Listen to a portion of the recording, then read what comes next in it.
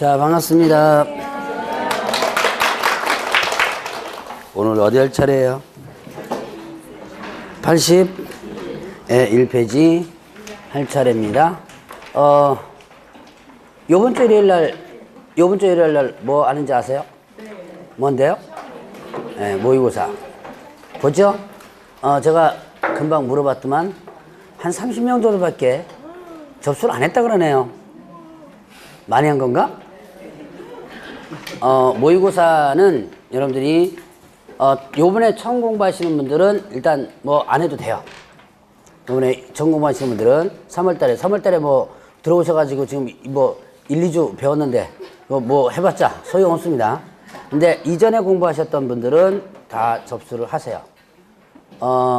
모의고사는 가능하면 많이 보셔야 돼요. 왜 모의고사를 자꾸 강조하느냐면 모의고사를 보면서 여러분들이 시간을 체크해야 돼요. 지금 몇 개 맞히냐가 중요한 게 아닙니다. 지금 몇 개 맞춘다고? 여러분들이 합격시켜주는 거? 아니죠? 지금 60점 나온다고 해서 합격시켜주는 거 아니에요. 지금 30점 나와도 좋습니다. 자, 개론, 민법 20점 나와도 좋아요. 어차피 뭐 지금 3월달이니까. 제가 기초 강의할 때도 그렇고 1월달에 강의할 때 어차피 뭐 3, 4월달에 한번 보면 한 25점, 30점은 나오면 많이 나온다 그랬죠? 네, 그 정도 나와도 돼요. 근데 이제 뭐를 연습하냐면 시간 체크를 연습하셔야 돼요. 시간 체크가 뭐냐면, 자, 민법과 개론을 공부를 하면 일단 어떻게 하냐면, 민법 시험을 보면, 자, 여러분들 이제 부동산학 개론 풀죠? 풀면은 다 풉니다. 다 풀고 나면 몇 분 여러분들 시간 줘요? 과목당? 네, 제가 이건 한번 얘기했을 때 50분 주죠? 그러면, 자, 50분 꽉 차게 풀어도 모자라요. 모자르면 어떻게 하냐? 시간 아주 여유 있겠습니다. 한 60분에서 70분 부동산학 개론 푹 풀고 나요. 그러고 나면, 자, 이제 민법 풀어야죠? 민법 푸는데, 자, 가끔씩 그럴 수도 있습니다. 이 민법 푸는데, 그럼 몇 분 남았어요? 아니, 예를 들어서 20분 더 썼습니다. 자, 그러면 70분 썼어요. 30분 남죠? 30분 안에 민법 풀어요? 네, 절대 못 풀죠. 그래서 이거를 시간 체크를 하셔야 돼요. 시간 체크를. 그래서 개론을 어느 정도 풀고 나면 못 풀어도 건너뛰고 넘어가는 연습을 하셔야 돼요. 그거 연습 안 하면요, 이거 어디까지 가냐면 시험장까지 갑니다. 시험장까지 가면 여러분들 어떻게 돼요? 개론 풀다가 어떻게 돼요? 못 풀죠? 다 풀어서 쫙 갑니다. 근데 민법 들어갑니다. 못 풀죠? 그러면 나중에 어떻게 돼요? 뭐 체크할 시간이 없어요? OMR 카드 체크할 시간이 없죠? 그럼 부랴 어떻게 한다? 나중에 이제 이제 곧 있으면 걷습니다. 그럴 때부터 시작합니다. 그럼 감독관이 봐줘요? 절대로 안 봐줘요. 진짜 재수 좋으면 봐주는 감독관도 있대요. 그러니까 이제 이렇게 걷으러 가다가 다 못 썼죠? 그럼 이제 더 걷어가지고 오면서 그 정도는 봐준대요. 근데 그 정도, 그러니까 내가 못 썼을 때 이렇게 순서를 걷죠? 그럼 그 사이에다 끼려고 이제, 한 바퀴 돌면서 하는 것까지 봐주는데 그 이상 못 봐줘요. 그리고 또, FM 감독관 만나면요, 그대로 뺏어버립니다. 그러니까 제 수강생에서 지금 몇 명이 그런 수강생이 있어요. 그래서 그대로 뺏기다가 어떻게 돼요? 자, 안 뺏기려고 하죠. 찢어지거나 아니면 또 어떻게 하냐면, 자, 이게 북 꺼져요, 이렇게. 펜이 북 꺼져가지고, 불합격되는 그런 사례도 많아요. 그러니까, 모의고사를 여러분들이 보라. 이게 자꾸 보라고 강조하는 이유는 여러분들이 어떻게 한다? 시간 체크가 가장 중요해요. 시간을 내가 지금, 여러분 보세요. 제가 교재를 읽으라고 그렇게 얘기를 했습니다. 교재 읽으신 분과 안 읽으신 분 차이점. 이제 지문을 보면 지문을 빨리 읽을 수 있냐, 늦게 읽느냐가. 지문 못 읽어요. 교재를 안 읽고 만약에 동영상만 들었다. 그럼 처음에 지문 딱 나오죠? 이거 읽으려면 시간 엄청나게 걸려요. 네, 눈에 계속 글자가 익숙해져야 되는데 그거를 익숙하지 않으면 지문을 못 읽어요. 그래서 이제 자꾸 여러분들이 일단 감을 자꾸 잡으라고 일단은 모의고사를 보라고 합니다. 아직도 늦지 않았으니까 여러분들이 접수를 하셔가지고 좀 보시고요. 지금 20점 나와도 돼요. 20점 나간다고 누가 때려 죽이는 거 아닙니다. 20점 나오면 이제 그 뭡니까? 여러분들 스스로는 자괴감이 들겠죠? 예, 그래도 좋습니다. 그래도 보세요. 자괴감이 들어도 어차피 10월 달에 여러분들 뭐 하면 돼요? 합격하면 됩니다. 지금 점수 나오는 거 상관없어요. 이거 모의고사 한번 보시고. 자, 그 다음에, 요번에 3월 달에 오신 분들, 저번 주에 오신 분들, 요번 주에 오신 분들 혹시 계신가요? 몇 분 계시는구나. 자, 저번 주에 오신 분들, 여러분들은 일단 중개사법 같은 경우는 다른 과목을 모르는데 중개사법은 첫 번째 주 강의를 꼭 들으세요. 동영상을 통해서. 저번 주에 보니까 뭐 못 알아듣겠다. 그 다음에 너무 빠르다. 뭐 이런 민원이 들어온 것 같은데, 뭐 너무 빠르다 그래서 제가 그 다음 주에 천천히 나가는 건 아닙니다. 이게 3, 4월 달은 제 시스템이 있고, 그 다음에 이전에 공부했던 사람들의 시스템이 있어요. 그렇기 때문에 일단은 여러분들이 1차 과목도 마찬가지. 항상 첫 번째 주에 나오는 내용이 기초적인 부분이기 때문에 그 첫 번째 주, 특히 1차 과목은 당연히, 강의를 못 듣는 것은 다 들어야 되고요. 중개사법은 다 듣는 것도 좋지만, 특히 이번 주에 오신 분들은 지금 2주가 건너뛰었습니다. 근데 첫 번째 주 거를 꼭 들으세요. 중개사법은. 첫 번째 주에 뭐가 나와요? 용어의정 이런 게 나오죠? 자, 개업중개사가 어쩌고저쩌고 하고, 소속중개사가 어쩌고저쩌고 하고, 공인중개사가 뭐고, 이런 게 쭉 나와요. 근데 지금 강의하는데 보니까 소속중개사는, 공인중개사는, 개업중개사는 막 이렇게 얘기하는데, 소속중개사가 어떤 놈이고, 개업중개사 어떤 놈이고, 어떤 놈인지 알아야지만 이해가 되겠죠. 그래서 첫 번째 주권은 꼭 여러분들이 들으시기 바랍니다. 자꾸 뭐 너무 빠르다 하지 말고, 여러분들이 이제 스스로 일단은 자꾸 따라가 줘야 돼요. 여러분들 스스로. 자, 일단 오늘은, 공지사항을 2개를 드렸습니다. 모의고사 보러는 거 하고, 그 다음에 중개사법 어떻게 알아? 여러분들이 좀 늦게 오신 분들은 첫 번째 주 과목을 일단 들어보시라. 첫 번째 주 거를요. 자, 그러면 이제 오늘 진도 나가겠습니다. 어디부터요? 81페이지. 자, 인장 등록. 자, 인장. 도장을 등록하는 거죠. 자, 도장을 등록하는 건데, 이때, 도장은 왜 등록한다 그랬어요? 도장을 등록하는 이유는 책임 중개를 위해서다. 도장을 등록해 놓고 그 도장을 어떻게 한다? 도장을 중개행위를 하면서 쓰는 도장을 사용하라 라고 있었죠. 자, 이 인장 등록입니다. 자, 그러면 이제 인장 등록에 있어서 구분할 거 몇 가지 한번 보겠습니다. 자, 인장 등록에 있어서 시기를 보죠. 시기는 언제까지다? 업무 개시 전. 자, 업무 개시 전. 인장 등록은 언제까지 해야 한다?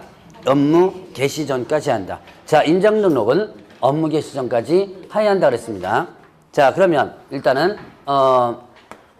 인장 등록의 대상을 보면 대상은 누구다? 대상은 누구예요?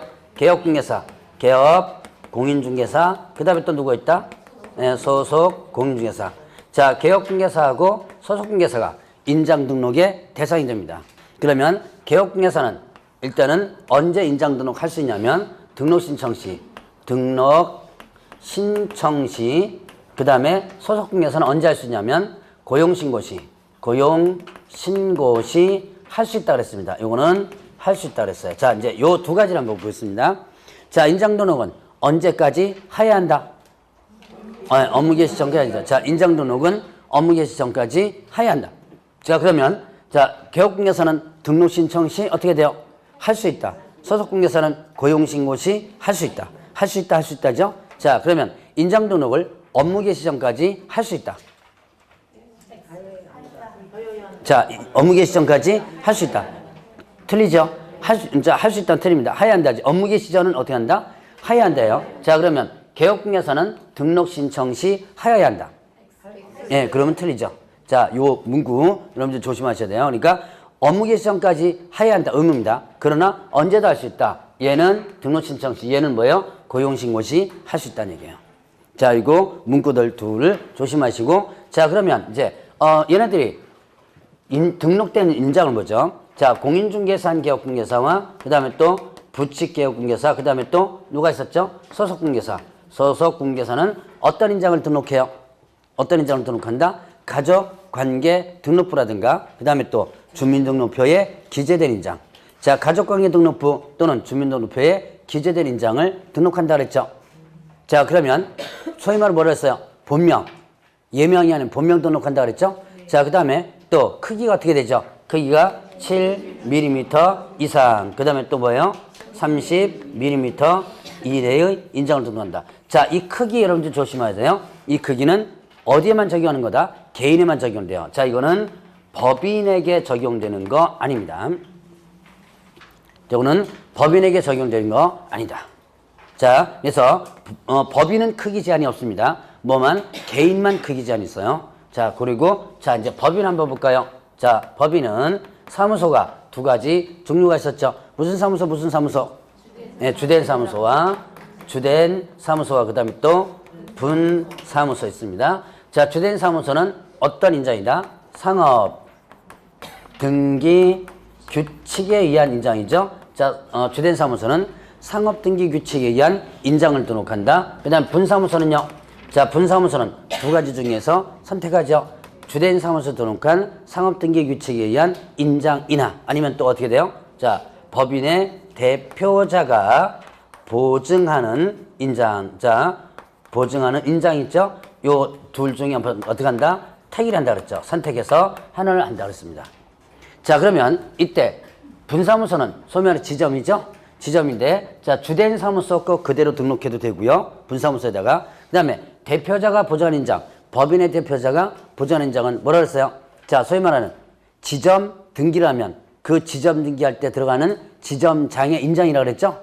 자, 그러면 중개사법에서는 분사무소 설치할 때 지점 등기할 의무는 없다. 지점 등기 안 하고도 할 수 있다. 지점 등기 안 하면 이 도장이 어떻게 한다? 안 나온다 그랬어요. 그러면 지점 등기 안 하면 도장, 공식적인 도장 뭐밖에 없어요? 주된 사무소 거밖에 없죠. 그래서 이걸 등록하거나 아니면 지점 등기하면 이거 등록하거나 둘 중에 선택한다 그랬죠. 자, 그러면 이제 여기서 문제 보죠. 자, 분사무소는 상업등기 규칙에 의한 인장을 등록해야 한다. 분사무소는 상업등기 규칙에 인장 등록해야 한다. 네, 틀리죠. 자, 이거 등록할 수도 있죠. 자, 그렇게 해서 문제가 나올 수 있습니다. 자, 그러면 분사무소 인장도는 어디다 해요? 분사무소 인장도는 어디다 하죠? 주된 사무소. 모든 행정 업무는 어디서 처리한다? 주된 사무소 등록관청에 처리한다 그랬죠. 자, 그러면 이때 인장을 변경합니다. 자, 인장이 변경되면 며칠 이내? 7일 이내. 자, 7일 이내에 변경 등록한다 그랬습니다. 인장이 변경되면 변경 등록한다. 7일 이내에 변경 등록하라 그랬고요. 자, 그러면 이제 위반시 한번 볼까요? 자, 중개인을 함에 있어서는 등록된 인장을 사용해줘야지만 되죠. 중개 행위를 함에 있어서 등록된 인장 사용하라. 이거 위반하면 밑에 어떻게 돼요? 개업공개서는 어떻게 되고요? 업무 정지. 그 다음에 소속공개서는 자격 정지 이렇게 되죠. 자, 그러면 이제 인장 등록의 방법을 보죠. 개인은 인장 등록 신고서를 제출하면 되고요. 자, 근데 법인은 인감증명서를 제출하면 돼요. 자, 인장 등록과 관련된 부분 한번 보시고요. 자, 보죠. 거기 보니까 83페이지에 문제 한번 볼까요? 자, 공개사법령상 인장 등록에 관한 설명으로 옳은 것은 했습니다. 소속공개사는 중개업무를 수행하더라도 인장 등록하지 않아도 된다. 소속공개사 인장 등록 해야죠. 자, 이번에 개업공개사가 등록한 인장을 변경한 경우 변경으로부터 7일 내에 변경된 인장을 등록관청에 등록하지 않으면 이는 업무정지 사유에 해당한다. 예, 일단 변경하면 며칠? 7일. 그 다음에 또 위반하면 업무정지. 자, 맞고요. 3번에 법인개업공개서 주된 사무소에서 사용한 인장은 상업등기 규칙에 따라 법인의 대표자가 보장하는 인장을 의하여야 한다.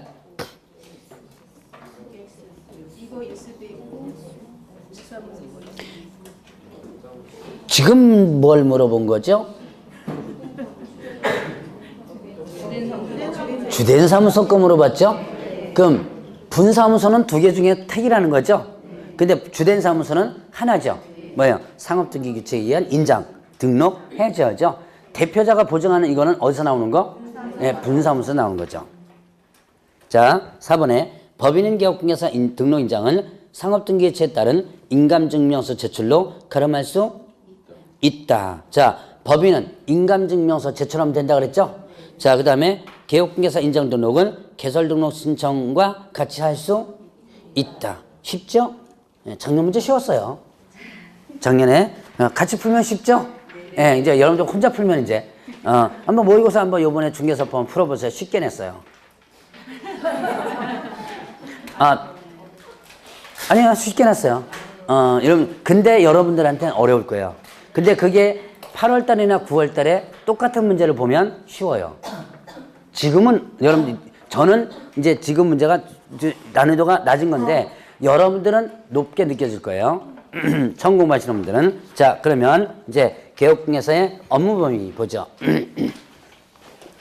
업무 범위 보면 업무 지역이 있습니다. 공인중개사는 개혁공개사와 그 다음에 또 법인은 개혁공개사 업무 지역은 어디다? 전국이다. 자, 공인하고 법인은 전국이에요. 자, 그러면 부칙은 어떻게 된다?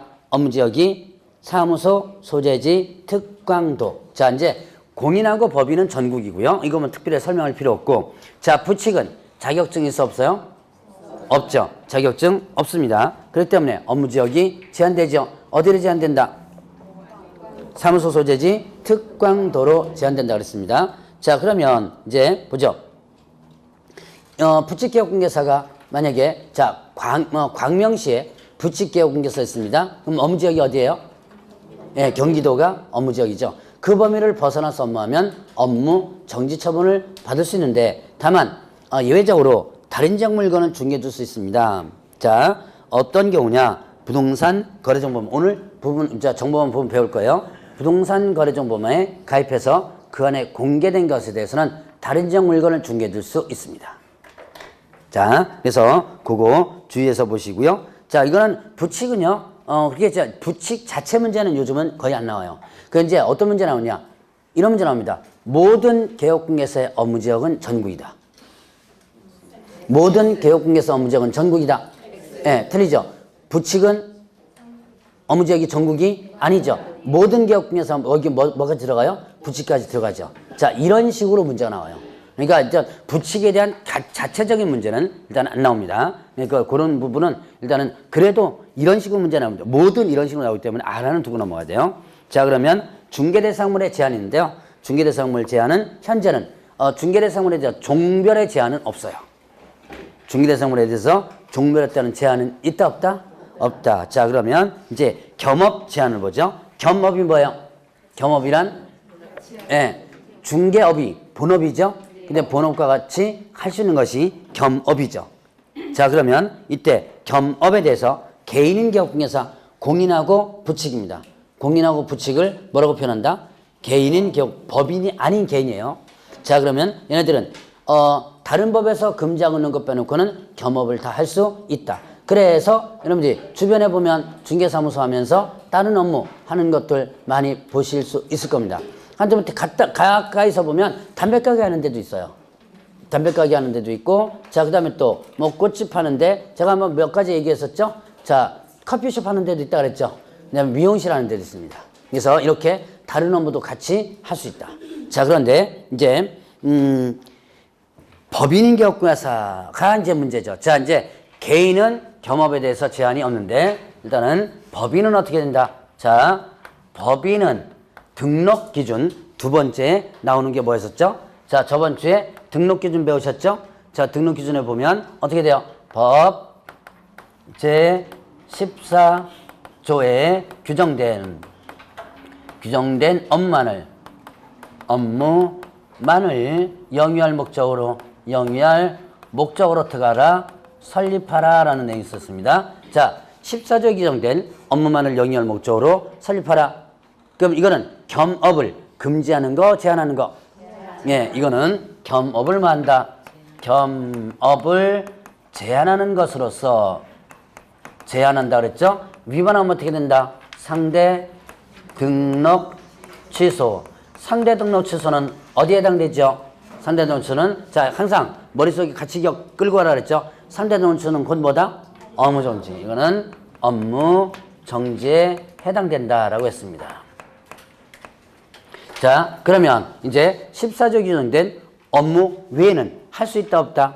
할 수 없다. 자, 본업이 뭐예요?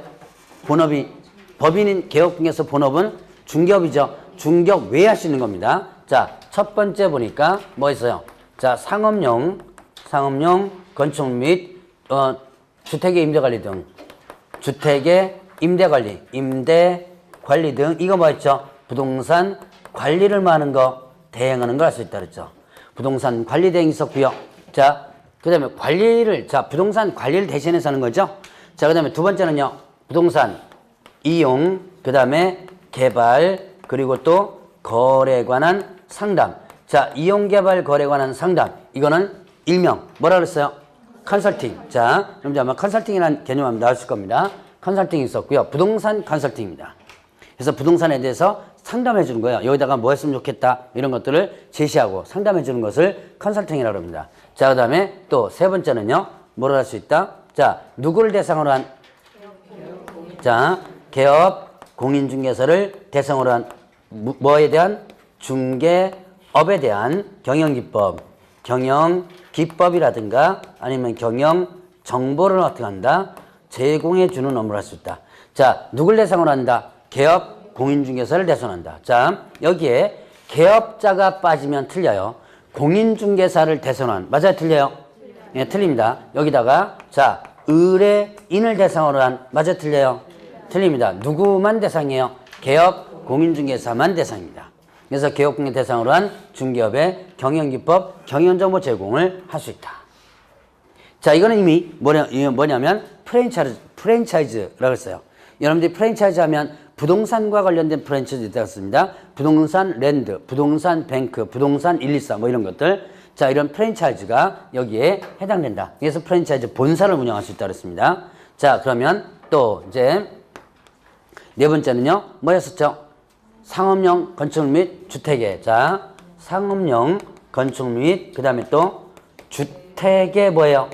주택의 분양대행이죠. 분양을 뭐 한다? 대행한다. 자, 상가와 주택입니다. 분양이 뭐예요? 분양은 판매하는 겁니다. 판매하는 거고, 대행, 대신하는 거죠. 판매를 뭐 하는 거? 대신하는 거. 판매를 대신하는 거다 그랬습니다. 자, 그러면 이때, 자, 이 판매를 대신하는 것은 남의 거를 대신 팔아주는 거거든요. 이걸 상법에서 보면 위탁매매라고 그래요. 그래서 이 분양 대행업을 하는 사람들은 위탁매매업에 해당되는데, 자, 그러면 여기서 보니까 상가 건물과 주택입니다. 자, 여기에 토지의 분양대행, 이거는 있어 없어요? 없다. 조심하시기 바랍니다. 토지의 분양대행 없어요. 뭐가 분양대행? 상업용과 주택에 대한 분양대행만 할 수 있다. 자, 그 다음에 다섯 번째는 이사, 그 다음에 도배업, 도배업에 대한, 이사 도배에 대한 뭐다? 용역알선, 용역에 대한 알선업을 할 수 있다. 그러니까, 자, 이사 도배업을 어떻게 해야 돼요? 소개시켜 주는 거죠? 자, 여기서 조심할 것은 이사 도배업을 하라는 얘기 아닙니다. 이사 도배업을 하라는 얘기 아니라 뭐다? 예, 이사 도배업을 뭐 한다? 소개시켜 주는, 알선만 할 수 있는 거예요. 자, 그 다음에 또 마지막으로 경매, 그 다음에 공매 부동산에 대한 권리 분석, 권리를 분석하고, 그 다음에 취득, 알선하고, 그 다음에 뭔다? 예, 매수신청, 매수 신청을 대리하는 것을 할 수 있다 그랬습니다. 자, 보죠. 여기서 보면 경매, 공매 부동산에 대한 권리 분석, 취득, 알선, 매수신청 대리. 자, 이거는 원래 누구의 업무다? 원래는 아무나 못하는 업무예요. 누구의 업무냐면 변호사 업무입니다. 변호사가 아닌 자가 이 업무를 하게 되면 변호사법 위반이 돼요. 아무나 못합니다. 그런데 자, 두 가지 법에서 할 수 있도록 열어놨거든요. 일단 먼저 열려는 게 법무사예요. 자, 법무사는 경매, 공매 업무를 할 수 있습니다. 자, 그 다음에 그 뒤에 2006년도부터 누가 할 수 있도록 개업 공인중개사 할 수 있도록 중개사법에서 열어놨습니다. 그래서 중개사법에서 이 업무를 하게 되면 어떻게 한다? 변호사법 위반은 아니에요. 그런데 여기서 또 조심할 거, 이 업무는 개업공개사 중에서 누구는 못하냐면 부칙 개업공개사는 못해요. 자, 부칙은 자격증 있어 없어요? 없죠. 자격증 없는 사람이 자격증 없기 때문에 이 업무는 못한다. 만약에 부칙 개업공개사가 경매, 공매 업무 이 업무를 했다라고 한다면 이때는 어떻게 된다? 이때는 자, 중개사법 위반이 아니고 이건 변호사법 위반이 되는 거예요. 자, 그리고 자, 여기에서 매수 신청 대리 업무. 이 매수 신청 대리가 뭐예요? 직접 경매 장소에 가서 내가 다른 사람을 대신해서 낙찰을 받아 주는 거죠. 자, 이 매수인정 대리 업무를 할 때는 별도의 규정이 적용돼요.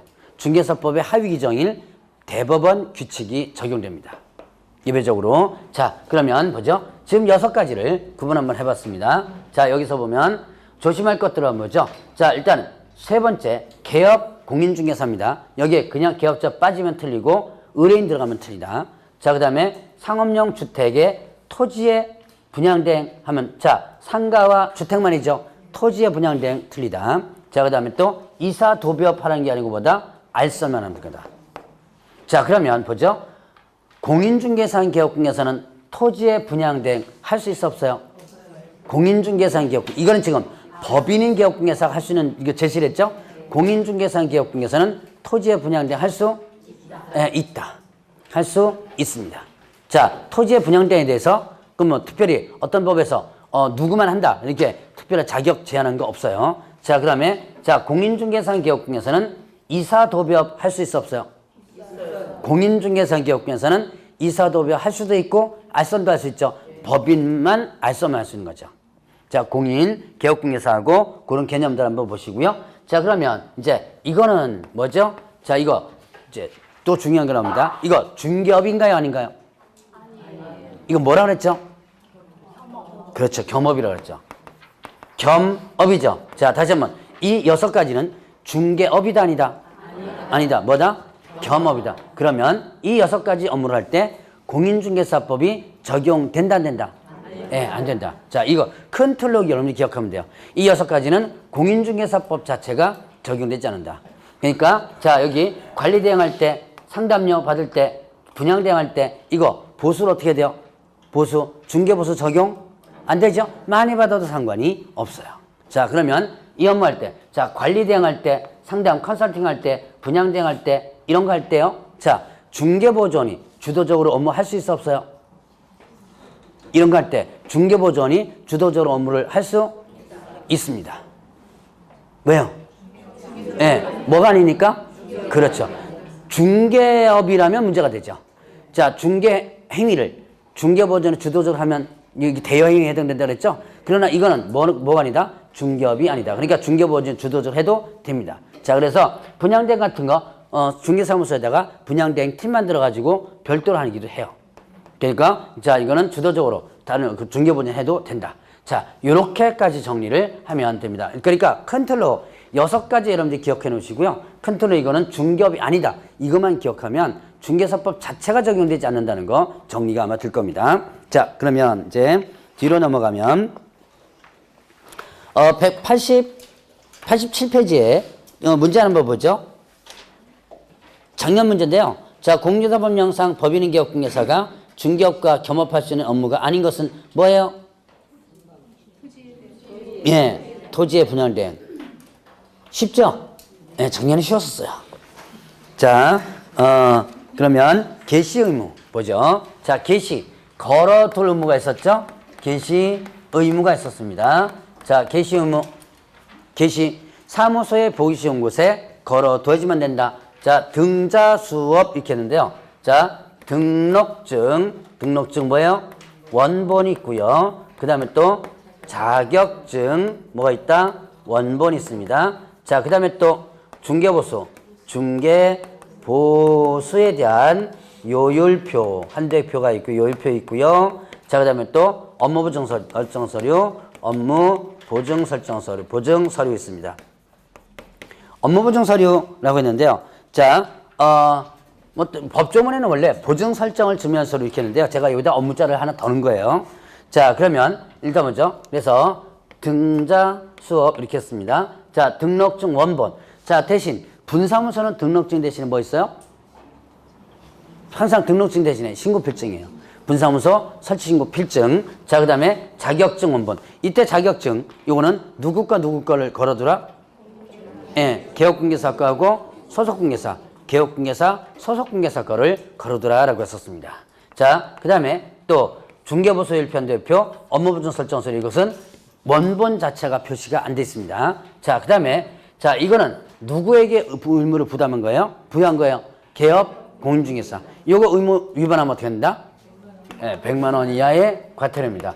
자, 그러면 보죠. 자격증 소속공인중개사의 자격증을 걸어두라 그랬어요. 근데 소속공인중개사 자격증을 안 걸어뒀습니다. 누가 100만 원 먹는다? 예, 개업공인중개사. 걸어둘 의무는 누구한테 있는 거예요? 개업공인중개사에 있습니다. 자, 그거 주의를 해주시고요. 자, 그러면 이제 4가지 걸어두라. 그 다음에 휴업 신고를 보죠. 휴업 신고를 보겠습니다. 휴업 몇 개월을 초과하여? 3개월을 초과하여 휴업을 어떻게 한다? 하고자 할 때, 이때 뭐 첨부해가지고 등록증을 첨부하여 했죠. 첨부하여 미리 신고한다 이렇게 했습니다. 자, 몇 개월 초과한다? 3개월을 초과하여 휴업을 하고자 할 때. 그러면 초과하면 3개월이 들어가요, 안 들어가요? 예, 안 들어가죠? 그럼 3개월까지는 휴업 신고할 때 어떻게 돼요? 아시죠? 휴업할 때 신고한다, 안 한다? 안 하고 그냥 합니다. 자, 그런데 3개월을 초과하여 휴업을 하고자 할 때, 하고자 사전, 사후? 사전, 하기 전이죠? 그래서 미리 신고한다 그랬습니다. 그래서 하고자 할 때 이거를 한때 신고한다. OX. 예, 틀립니다. 4번 정도 아마 나왔을 거예요, 이거. 한때. 이런 거 갖고도 문제 나옵니다. 한때. 자, 아직까지 이건 맛배기예요. 이거보다 더 심한 것도 많아요. 자, 일단 한때 신고한다 그랬어요. 한때 신고하면 다 틀리다. 자, 그러면 등록증 본다. 첨부. 그러니까 휴업 신고하면 등록증 어디가 있어요? 등록관청에서 보관합니다. 자, 그 다음에 미리 신고 이렇게 돼 있고요. 자, 휴업은 몇 개월을 초과할 수 없다. 자, 문장 조심할 것도 하나하나 본 거예요. 자, 몇 개월을 초과할 수 없다. 휴업은요?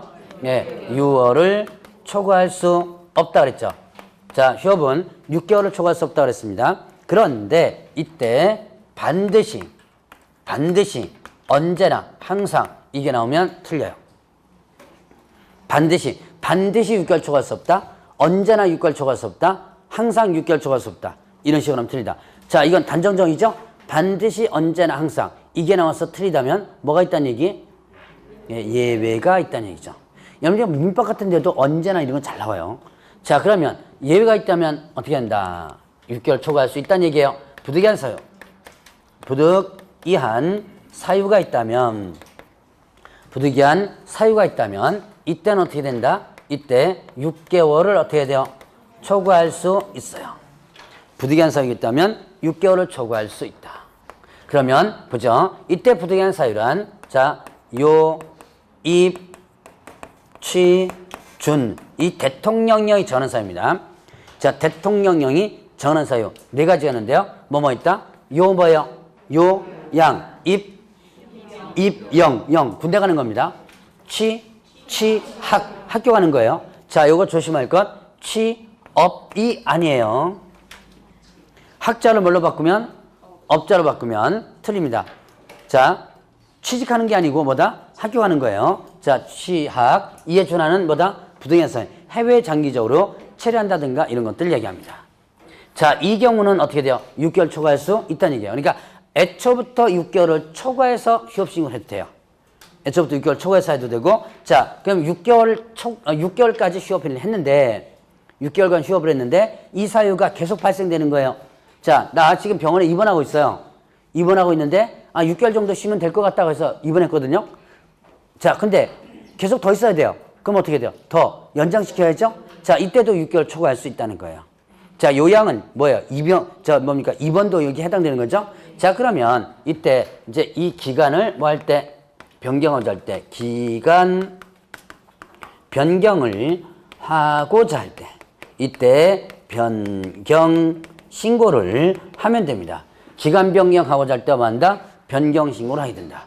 그러면 여기서 보죠. 일단 기간 변경 신고는요. 2가지 경우인데 하나는 제가 금방 얘기했듯이 이렇게 6개월까지 했는데 어쩔 수 없이 어떻게 돼요? 계속 연장해야 될 상황이 발생되죠. 이 사유 때문에. 그럴 때도 기간 변경 신고하면 되고요. 꼭 이 사유가 아니라 하더라도 자, 내가 4개월간 휴업 신고를 했습니다. 자, 근데 좀 더 쉬려고 그래요. 그럼 몇 개월까지 더 쉴 수 있어요?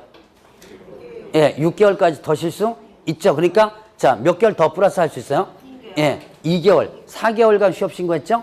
4개월간 휴업 신고했다면 어떻게 돼요? 나 2개월 더 쉴 수 있죠? 그때 2개월에 대한 기간 변경 신고를 더 하고 쉴 수 있다는 얘기예요. 꼭 요때만 하는 게 아니라 자, 그 다음에 또 업무를 재개하고자 할 때입니다. 하고자 할 때 이때 재개 신고를 합니다. 업무 재개 신고를 하게 되면 이때 즉시 뭐를요? 자, 등록증을 어떻게 한다? 반환을 해주게 됩니다. 자, 여기까지가 휴업과 관련된 부분. 다 휴업은요, 다 뭐예요? 다 하고자 할 때죠. 하고자 할 때. 자, 업무 재개 하고자 할 때 미리 업무 재개 신고를 하면 등록증을 돌려주는 거죠. 자, 그러면 이제 폐업 신고를 보죠. 폐업. 자, 폐업을 뭐다? 하고자 할 때.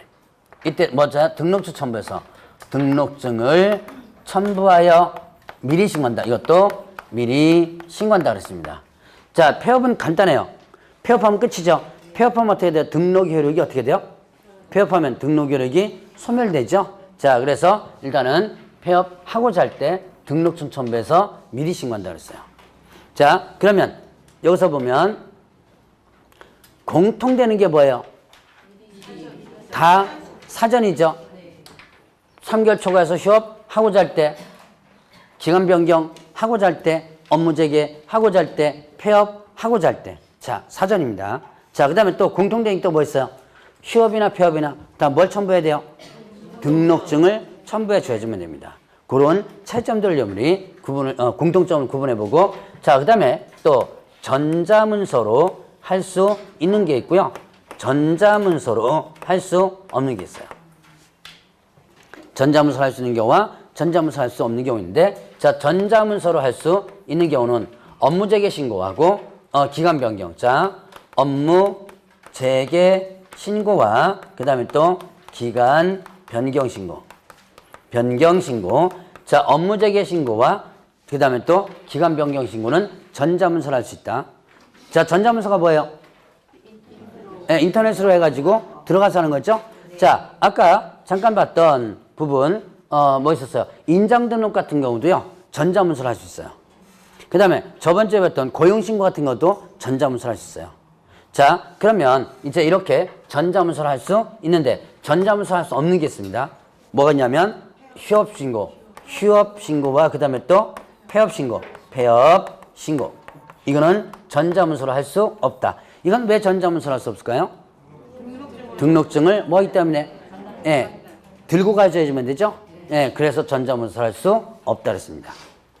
자, 그 다음에 휴업과 폐업신고는요, 분사무소 개별적으로 휴업신고나 폐업신고를 할 수 있다. 분사무소는 개별적으로 뭐 할 수 있다? 휴업신고할 수도 있고요, 개별적으로 문 닫을 수도 있어. 자, 그렇게 구분하고. 자, 위반했을 때 한번 보겠습니다. 자, 하고자 할 때입니다. 3개월 초과해서 휴업하고자, 기간 변경하고자, 업무 재개하고자. 요 하고자 위반하면 어떻게 한다? 100만 원 이하의 과태료예요. 자, 그 다음에 폐업하고자 마찬가지로 100만 원 이하의 과태료입니다. 그러면 이제 요거 하나. 휴업은 몇 개월 초과할 수 없다? 6개월을 초과할 수 없다 그랬죠. 이거 정당한 사유 없이 6개월을 초과하여 휴업한 경우라면 어떻게 된다? 이때는 상대 등록 취소. 상대 등록 취소는 어디에 해당되죠? 업무 정지 이렇게 되죠. 업무 정지에 해당되는 부분이에요. 자, 그러면 이제 휴업과 폐업 신고는 이 정도 구분을 하고 넘어가시고요. 자, 문제 한번 볼까요? 90페이지에 문제 있습니다. 자, 다음 중 휴업 및 폐업에 관한 설명으로 옳지 않은 것은 했습니다. 1번에 폐업을 하고자 하는 경우 등록증을 첨부하여 미리 신고해야 한다. 예, 맞는 내용이고요. 자, 휴업 후 기간 변경하고자 하는 부득이한 사유는 질병의 요양, 징집의 이병, 취약, 그 밖에 이에 준하는 부득이한 사유를 말한다. 예, 요입, 취준이라고 그랬죠. 자, 그 다음에 개인인 개업공개사. 개인인 개업공개사는 누구예요? 개인, 법인이 아닌 개인이에요. 누구죠? 공인하고 부치를 얘기하죠. 자, 개인인 개업공개사 사망한 경우 폐업신고를 하지 않아도 중개업 등록 효력은 없어진다. 사망합니다. 사망해요. 그럼 폐업신고, 자, 제가 여기서 폐업신고 얘기했었나요? 안 했죠? 자, 그러면 사망하면, 이건 저번 주에 배운 거예요. 사망하면 등록 효력이 없어집니다. 없어지죠? 폐업신고 굳이 안 해도 돼요. 옛날에 한 20년 전에는요. 사망하면 하락을 했었어요. 세대를 같이 하고 있는 자가 그것도 7인이 하락을 했습니다. 그럼 죽으면 지금 뭐 하기 바쁜데?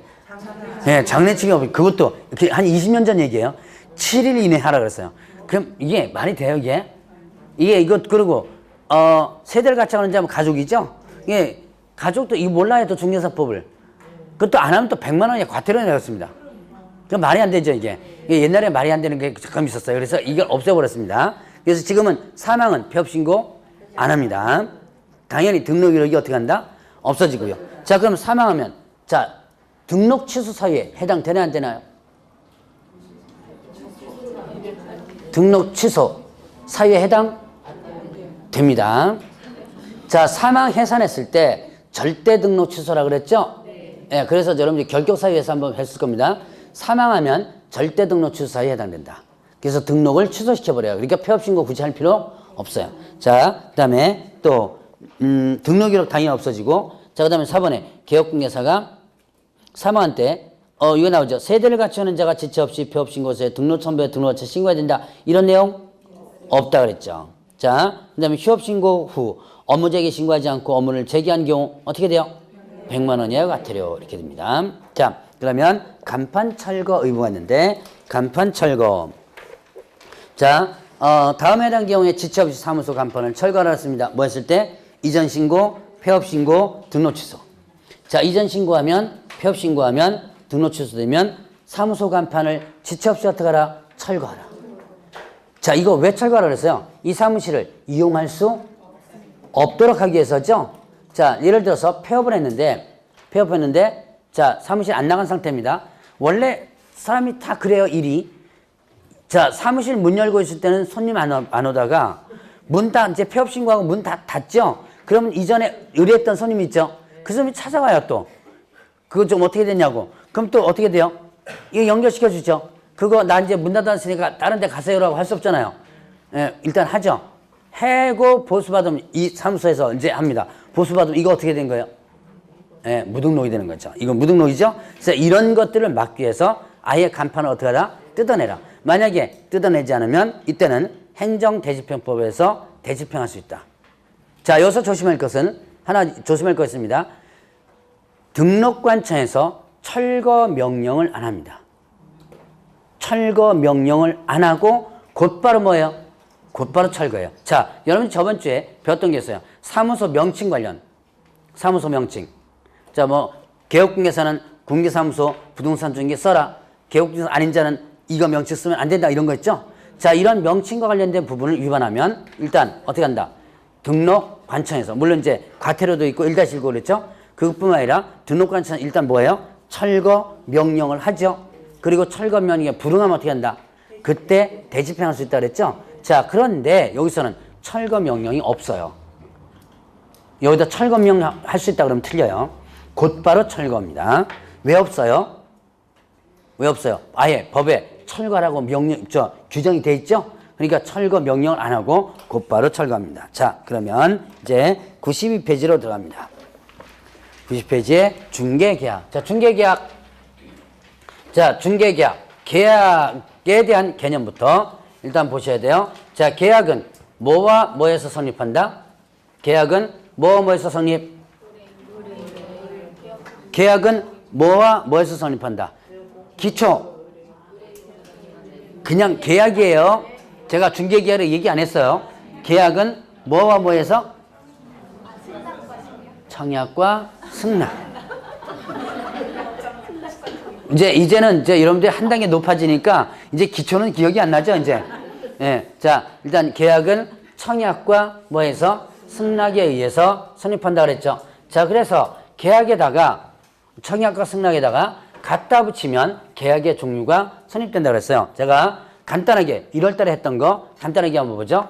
자, 그래도 이해 안 되면 개인적으로 찾아오세요.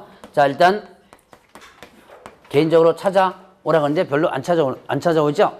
그냥 찾아오는 지금 몇 분 안 되더라고요, 보니까. 자, A하고 B가 있습니다. A가 갑에게 아파트 하나 팔 거니까 살 사람 소개시켜줘. 소개시켜줘가 뭐예요?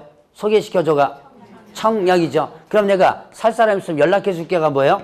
승낙이네. 지금 청약과 승낙에서 뭐가 일단 계약이 성립되죠. 즉 중개 계약이 성립된다. 자, 그러면 이때 아파트 하나 살 거니까 팔 사람 소개시켜줘. 그리고 소개시켜줘. 청약이죠. 그럼 자, 매물 있으면 연락해 줄게 그러면 승낙이 되는 거죠. 그래서 이 B와 갑 사이에 중개 계약이 성립된다. 그러면 이제 또 이 갑이 A와 B를 소개시켜 주죠. 소개시켜 주면 A와 B는 무슨 계약이 성립되는 거예요? 네, 거래 계약. 자, 거래 계약이 성립되죠. 거래 계약, 매매 계약, 임대차 계약 이게 다 모두 거래 계약이죠. 자, 그러면 중개 계약은 누구와 누구 사이 계약이다? 의뢰인과 개업공개사. 의뢰인과 개업공개사 계약이 중개 계약이다라고 했습니다. 자, 그러면 중개 계약 개념을 일단 여러분들이 알고 넘어가라 했죠. 자, 그러면 이제 여기 보면 일반 중개 계약, 일반 중개 계약이 있고 그다음 뭐가 있었어요? 전속 중개 계약이 있었습니다. 자, 이때 일반 중개 계약은 의뢰인이 여러 개업공개사에게 경쟁적으로 의뢰하는 것을 뭐라 한다? 전속 중개 계약이라고 했죠. 앞집 뒷집 다 낸다 그랬죠. 자, 그 중에서 거래가 성사되는 개업공개사는 뭘 주는 거? 보수를 주는 거. 우리나라에서 가장 많이 이루어지는 중개 계약이 뭐다? 일반 중개 그랬죠. 자, 그럼 전속 중개 계약은요, 이거는 의뢰인이 특정한 개업공개사에서 그 개업공개사에게만 받는 거, 에게만 의뢰하는 거. 자, 이게 전속 중개 계약이죠. 이거를 제가 중개자를 빼고 설명드렸죠. 전속 계약이다라는 거 있었죠. 전속 계약 누가 많이 하는 거? 예, 연예인들이 많이 하는 거 있었죠. 자, 요번에 뭐 보니까 이 뉴스에 상위 검색어에 올라가는 연예인 하는 분 나오대요.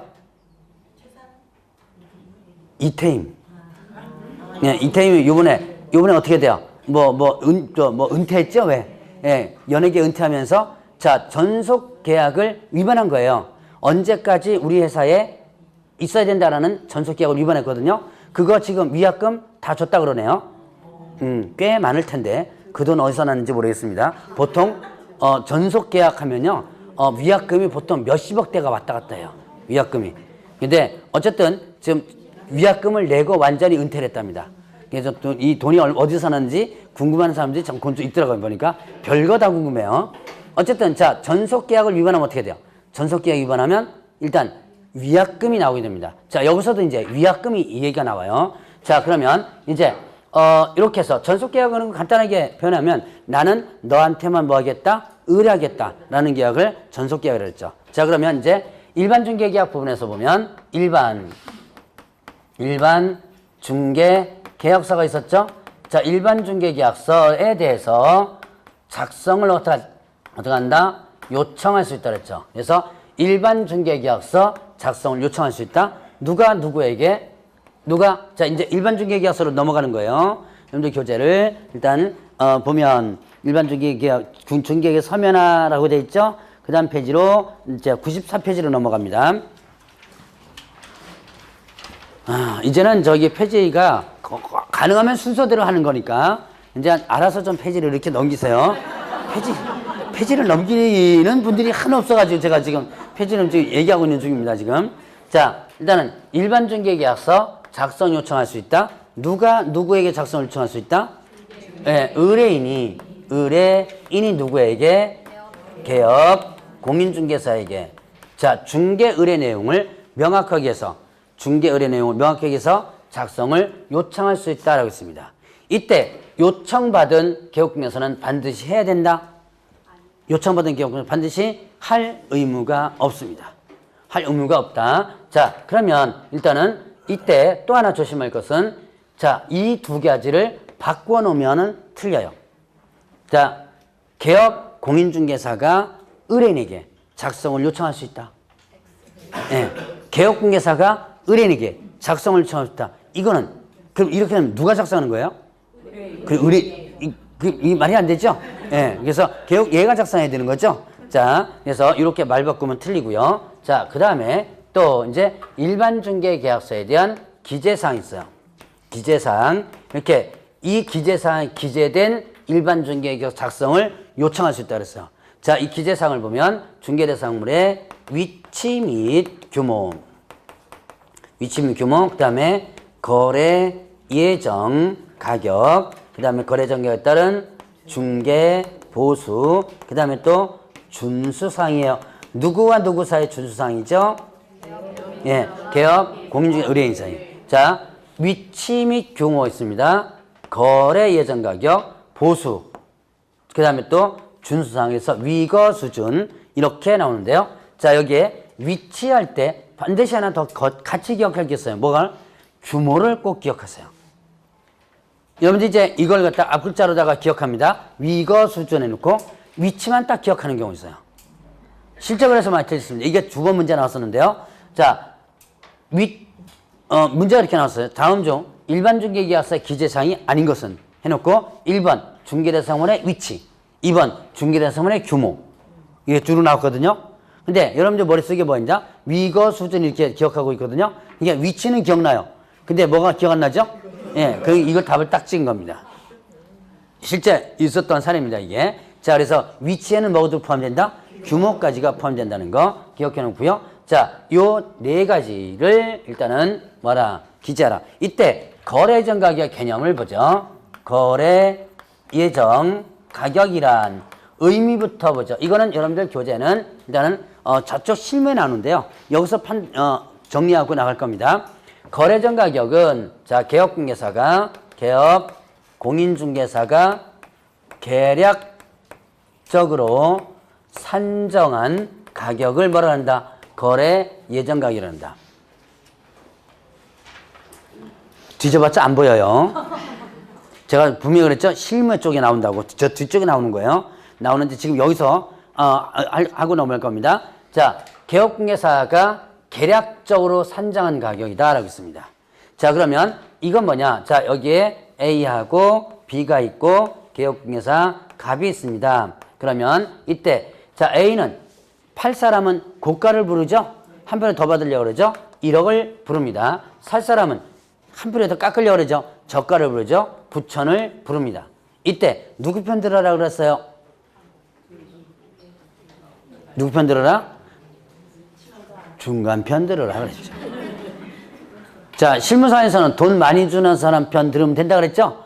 예, 근데 배울 때는 그렇게 배우면 안 되고 일단은 중간 편 들으라 그랬죠. 누구에게나 손해가 가지 않도록 중개를 해주라. 이게 바로 뭐냐면 조금 이따가 배울 공정중개 의무입니다. 공정중개 의무가 있는데 자, 그러면 이렇게 공정하게 중개를 해주기 위해서는 합당한 가격을 제시를 해줘야 돼요. 그래서 자, 이 물건을 조사해 보니까 입지와 그 다음에 또 뭡니까? 문 열고 들어가 보니까 거기 감가상각할 것도 있죠? 그래서 여러 가지를 감안해서 이거는 9,500에 거래되면 되겠다라고 제시하는 가격. 이 제시하는 가격을 뭐라 한다? 거래 예정 가격이라고 해요.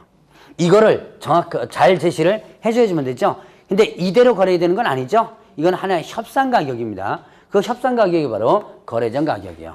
그래서 이런 것들을 배우기 위해서 여러분들이 이런 것들을 하기 위해서 여러분들이 배우는 게 있습니다. 뭐예요? 부동산 학개론에 뭘 배워요? 감정평가론을 배우는 거예요. 감정평가론 공부하면서 이따먹고 이거 중개해야 돼. 아무 필요도 없는데 왜 공부하냐? 다 필요하니까 공부하는 거예요, 그거. 그래서 바로 이런 것들을 하기 위해서인 거예요. 자, 바로 이 가격을 뭐라 한다? 거래 예정 가격이라고 한다. 자, 그래서 개념 한번 구분을 해봤고, 그러면 보죠. 여러분들 교재 보면 이제 거래계약서, 일반 중개계약서 부분에서 보면 일반 중개계약서에서 보니까 일반 중개계약, 이거는 일반 중개계약서는 자, 국토교통부 장관이 표준이 되는 사실정에서 사용을 권장할 수 있다고 그랬어요. 그거는 여러분들 교재 보면 자, 작성 요청 부분에 니은 부분에 나오죠? 니은 부분에 보면 자, 그 일반 중개계약서는 국토교통부 장관이 표준 사실정에서 사용을 권장할 수 있다라고 하는 부분 나옵니다. 자, 그러면 이때 표준 서식이 있어 없어요? 있죠? 있는 게 어디 있어요? 그 옆에 있죠. 자, 일반 중개계약서 있었죠? 자, 일반 중개계약서 한번 구분합니다. 자, 거기 보니까 매도, 매수, 임대, 임차 이렇게 되어 있고요. 자, 중개는 갑은 이 계약서에 의해서 뒤쪽에 표시한 중개된 선물을 중개를 개업기사 을에게 의뢰하고 이를 승낙한다 라고 있고요. 자, 그러면 또 의뢰 의무상 을은 누구라 그랬어요? 을은 누구? 개업공개사죠. 얘가 개업공개사고 갑은 누구예요? 예, 중개의뢰인이죠. 자, 이제 개업공개사는 거래가 조속히 이루어지도록 성실 조항이에요. 성실히 노력한다. 자, 그리고 이게 참 애매해요. 나중에 뭐 계약서 같은데 이렇게 쓰면 안 돼요. 계약서에다가 뭐 어떤 수리하는 부분을 성실히 노력한다 이렇게 하면 노력 안 해도 이거 잡아내기가 힘듭니다. 이건 하나의 의무라고 보긴 그래요. 그냥 성실조항이라고 보면 됩니다. 자, 그다음에 2번에 갑의 권리금 있죠. 괄호 1번 밑줄 쳐놓고 꼭 기억해 놓으세요. 갑은 이 계약에도 불구하고 중개대상물이 거래한 중개를 누구한테요? 개업, 다른 개업 중에서 의뢰할 수 있다. 이 일반 중개계약 작성했다고 해서 코 끼는 거 아니다. 자, 그러면 이제 또 중개는 확인 설명 의무 일하는데 협조하라 그랬고요.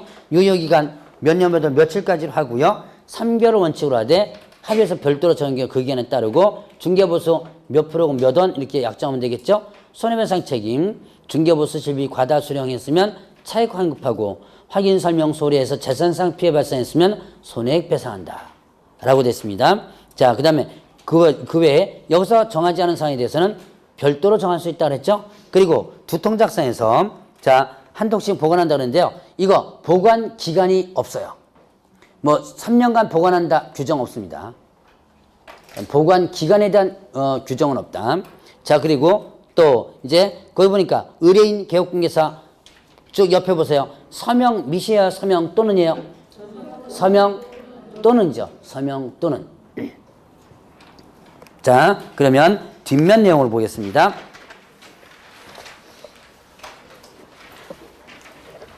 자, 권리 이전용과 권리 취득용 나눠지죠. 권리 이전용 하면 매도, 임대. 자, 매도나 임대. 이 사람들은 어떻게 돼요? 돈 받고 권리를 넘기려고 하는 사람이죠. 그래서 권리 이전이고요. 매수나 임차는 돈 주고 어떻게 돼요? 권리를 가지고 오려고 그러죠. 그래서 권리 취득이라고 합니다. 자, 권리 이전용 부분에서 좀 여러분들이 기억할 것은 자, 중개대상물의 표시 부분에 보니까 은행용자 권리금 제소공과금 월 임대료 보증금 관리비 있죠? 자, 특히 권리금과 관리비에다가 동그라미 쳐보세요. 권리금도 있고요. 관리비도 기재할 수 있는 란이 있다는 거. 자, 그거 주의해 주시고 그 다음에 이제 권리관계, 그 다음에 거래규제, 중개거래금액 그 밖에 사항이 있습니다.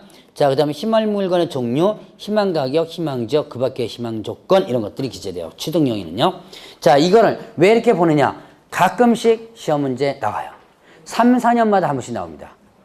그렇기 때문에 물론 일반 중개계약과 계약서 관련 부분에서 사실 작년에 문제 나왔어요. 그러니까 작년에 문제 나왔으니까 올해 문제 안 나오겠지.